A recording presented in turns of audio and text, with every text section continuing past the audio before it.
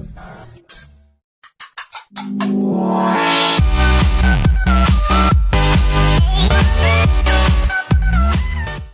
welcome to Sam Reviews. Today I'm reviewing Batman vs Superman. So I'm going to start with some pros. One of the pros that I quite liked about it was the use of lighting in this was really cool. Every time we sort of saw Bruce or Batman, it had sort of a blue tinge to everything. When you had Superman, it was sort of like a yellowy kind of tinge, and it was a nice sort of comparison, sort of showing sort of the day and night of the situation. The chemistry with Batman and Alfred in this was pretty cool because Alfred would basically sarcastically answer things and sort of do what Alfred would do, and he was a lot different to any other Alfred that I've seen, who, with every other Batman movie that's come out that's had an Alfred, the Alfred said something and Batman said yes, and then he sort of considered it. In this one he was sort of saying stuff and Batman's just kind of going, yeah, I know, sort of acting like a spoiled rich kid kind of thing. And my initial thoughts with the trailer was going to be sort of like there's going to be too many villains and heroes sort of been crammed in, and yes, the movie's going to be like a 2-hour long movie, but it's going to be too many people put in, too much chaos is going on. But it was pretty good because it sort of showed it was more of an origin-y kind of thing for this universe's Batman, and sort of how Superman was dealing with people sort of being afraid of him and liking him and stuff like that. You could probably get rid of a few scenes that were in it because it did drag a little bit, but at the same time it didn't have this issue of too many one villain, too many other villains sort of things going on. With the whole trailer of having Doomsday in it, he was sort of like the climactic boss at the end of the movie basically. He was there and he didn't need to turn up any earlier, and if he turned up any earlier then it would have just caused confusion, and then you wouldn't have had the Batman and Superman situation. It would have just been them fighting giant monster thing. And one of the cons in this movie I found was the use of Jesse Eisenberg being Lex Luthor. He came across as more of a Riddler or a Joker kind of character. He didn't really come across as a Lex Luthor should come across. In this he's sort of stuttering and sort of showing quips of like weird sort of psychoticness to him, and it didn't feel like Lex, because I've always seen Lex, and I'm pretty sure lots of other people in there have considered Lex to be that intellectual genius who plots out every meticulous detail that's meant to be happening and times everything to the moment and knows what's going on. There were some aspects of this Lex doing stuff like that, but mixed in with everything else it just seemed like it was a weird kind of kooky thing, like he'd running around with an egg timer and timing things. And with Lex you'd have him sort of working things out and going, it would take 3 minutes for Superman to do this, and he seemed to be just kind of going, oh, that plan didn't work, I'll try this one. Oh, that one didn't work, I'll try this one. With the Lex that I know, Lex is basically, here is my plan, and it's going to fail here and here. If it doesn't fail here, victory. If it does fail here, then oh well, I've got all these plans put into place, and it just kind of, it didn't feel right. I think the scene that basically sums up Lex's downhill feel for this whole thing was Bruce Wayne and Clark Kent have been invited to this random event, and Clark's going around interviewing things and stuff like that. And Lex is supposed to be making a speech, but for some reason he just comes across as like a kid who's been like brought along from his dad who's brought him along. Who's like the kid of like whoever's actually running the event, and he's just sort of been given the MC mic, and he kind of stands up and he sort of like makes some weird kind of awkward thing, and then people are like, yay, he was very intelligent with that, kind of thing, but it didn't feel right. He just felt out of place. One of the other things that I found that was kind of a con for this movie, without being too spoilerish, is the amount of time it took to actually have it get to Batman and Superman fighting. And then once they actually had the two of them fighting, it felt forced. It seemed one-sided, only one of them really wanted to fight and the other one didn't really want to fight, and then part of the way through the fight they suddenly decided, actually we're not going to fight anymore. But it was just strange.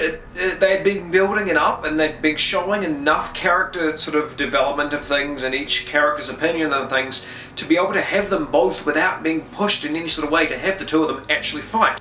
Just warning you now that I'm going to be talking about spoilers, and I will have the word spoiler at the bottom of the screen as I talk about the spoilers, and I will remove it again once the spoilers are finished so that those who want to see the movie before hearing the spoilers of the scenes and stuff I'm going to talk about, then here's your warning. Okay, first spoiler comes in with the very beginning of the movie. I really liked how they sort of showed a different sort of startup for Bruce having his parents being shot. Yes, that's generic. In this particular one, it was basically the whole showing Bruce's father actually standing in the way of the first gunshot, and the mugger sort of had this moment of, oh shit, I'm just trying to mug you, and goes over to try and steal the pearls from Bruce's mother. and as he's trying to steal the pearls, it sort of hooks around his gun, and his gun just pulls, and the barrel thing pulls down and shoots her, and it's sort of like an accidental kind of kill, and it seemed more like he was just sort of a helpless mugger who just happened to be trying to mug them, as opposed to a ruthless killer, which I thought was pretty cool. Around the desert scene in the movie, it's about sort of the beginning opening part of it, Bruce is having sort of a weird futurist kind of vision, which part the way through Flash turns up through, which I'm guessing is him accessing the Speed Force. And I thought it's probably a cool kind of foreshadowing kind of moment for the Injustice scenario, or it could be sort of an Easter egg to it, where basically in the Injustice scenario, Superman loses Lois and a kid, and basically goes on a murderous rampage and killing a bunch of villains and stuff. And the two, Batman and Superman, basically are fighting two sides of this particular war. Superman's basically become a dictator of the world. There's a huge comic thing around it. There's another scene where Batman's actually fighting a bunch of henchmen. There's 5-on-1 and stuff, and the henchmen are doing things that what normal henchmen in other movies don't do, which is pretty cool. Like, a bunch of them get like right up to close range to him, and they're like bang, bang into the back of his head. And because he's got like armor-plated sort of stuff, it just sort of bounces off Batman's cowl and all that, and it's sort of like the fights are going on, and through one point of the fight, one of the henchmen actually grabs Batman's cape and just pulls him to the ground, which is really cool, because in every other sort of henchman you fight, you're kind of going, why didn't you grab the cape? Grab the cape, you could choke him, kind of thing.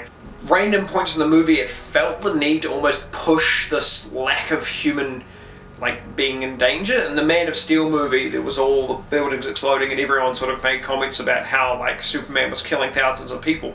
And this one, and every time the fight seemed to start out, there'd be a little scene in the beginning and a little scene halfway through and a little scene in the end, basically establishing no one was there.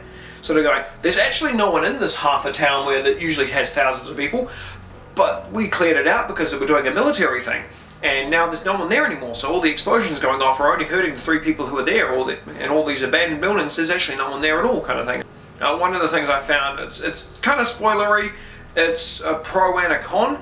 The way the movie was actually shot felt a bit like a comic book, how you don't really have that many establishing kind of shots in comic books. You have sort of close-ups and you bounce to another scene and some other close-ups and stuff. I really liked it because I knew what was going on, because it felt like an interesting, in-depth story, and it didn't. It may get criticised for that, so that's why I'm saying it could be a con for some people. In some cases it could be, because you're going, I want to know where they actually are. Well, this place looks like somewhere else. Where did they go, kind of thing. A couple of times that kind of happened, but most of the time I didn't notice it. It was sort of seamless, and I really liked it. So it's a split down pro-con kind of moment. I'm not going to reveal the end of the movie, but I am going to reveal what I believe it's actually based on. If you know the Doomsday comic, with Batman vs. Doomsday in the comics, then you know what the plot of the end of this movie and the beginning of whatever next movie comes out will be. That's all I'm saying. I quite liked the movie as a Batman vs. Superman kind of movie. I definitely found Ben Affleck, even though it's probably being said thousands of times, Ben Affleck as Batman was brilliant. If he feels bad about it, he shouldn't, because he's done a brilliant job as Batman, and I would love to see him as Batman again. Jesse Eisenberg should not be Lex Luthor, because I felt he ruined Lex Luthor.